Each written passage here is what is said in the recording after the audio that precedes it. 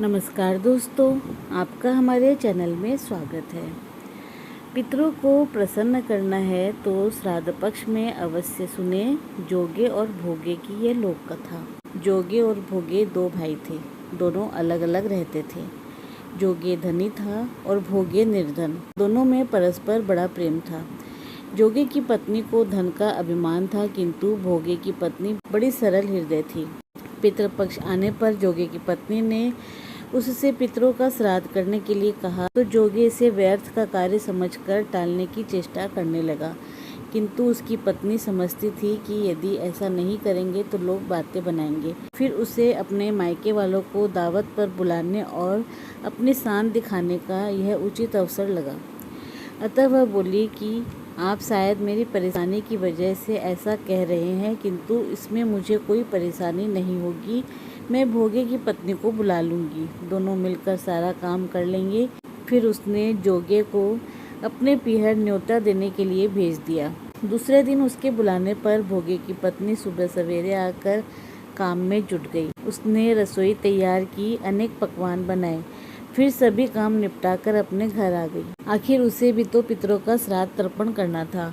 इस अवसर पर न जोगे की पत्नी ने उसे रोका, न वह रुकी। शीघ्र ही दोपहर हो गई। पितर भूमि पर उतरे। जोगे भोगे के पितर पहले जोगे के यहाँ गए तो क्या देखते हैं कि उसके ससुराल वाले वहाँ भोजन पर जुटे हुए हैं। निराश होकर वे भोगे के यहाँ पर गए। वहाँ क्या था, मात्र पितरों के नाम पर अगियारी दे दी गई थी। पितरों ने उसकी राख चाटी और भूखे ही नदी के तट पर जा पहुँचे। थोड़ी देर के बाद सारे पितर इकट्ठे हो गए और अपने अपने यहाँ के श्राद्धों की बड़ाई करने लगे। जोगे भोगे के पितरों ने भी अपनी आपबीती सुनाई। फिर वे सोचने लगे कि अगर भोगे समर्थ होता तो शायद उन्हें भूखा न रहना पड़ता, मगर भोगे के घर में तो 2 जून की रोटी भी खाने को नहीं थी। यही सब सोचकर उन्हें भोगे पर दया आई। अचानक वे नाच नाच कर गाने लगे, भोगे के घर धन हो जाए, भोगे के घर धन हो जाए।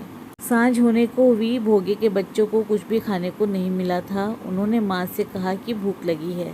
तब उन्हें टालने की गरज से भोगे की पत्नी ने कहा कि जाओ, आंगन में होदी औंधी रखी है, उसे जाकर खोल लो और जो कुछ मिले बांट कर खा लेना। बच्चे वहां पहुंचे तो क्या देखते हैं कि होदी मोहरों से भरी पड़ी है। वे दौड़े दौड़े माँ के पास पहुंचे और सारी बातें बताई। आंगन में आकर भोगे की पत्नी ने यह सब कुछ देखा तो वह भी हैरान रह गई। इस प्रकार भोगे भी धनी हो गया, मगर धन पाकर वह घमंडी नहीं हुआ। दूसरे साल पितृपक्ष आया। श्राद्ध के दिन भोगे की स्त्री ने 56 प्रकार के भोजन बनाए। ब्राह्मणों को बुलाकर श्राद्ध किया, भोजन कराया, दक्षिणा दी। जेठ जिठानी को भी सोने चांदी के बर्तनों में भोजन कराया। इससे पितर बड़े प्रसन्न हुए और तृप्त हुए। दोस्तों, पितर पक्ष में इस कहानी को अवश्य सुनना चाहिए, इससे पितर तृप्त होते हैं। दोस्तों, इसी प्रकार और भी रोचक जानकारी के लिए आप हमारे चैनल को लाइक, शेयर व सब्सक्राइब करें। हमारे चैनल में विजिट करने के लिए धन्यवाद।